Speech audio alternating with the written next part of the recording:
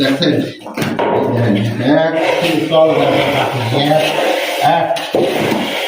এক সুতাও ফাঁক নাই এখন ধরেন দেখছেন দেখছেন এক সুতাও ফাঁক নাই সালে সালে 1 সপ্তাহ কাজ দিল তারপরও এখন রেট নেই।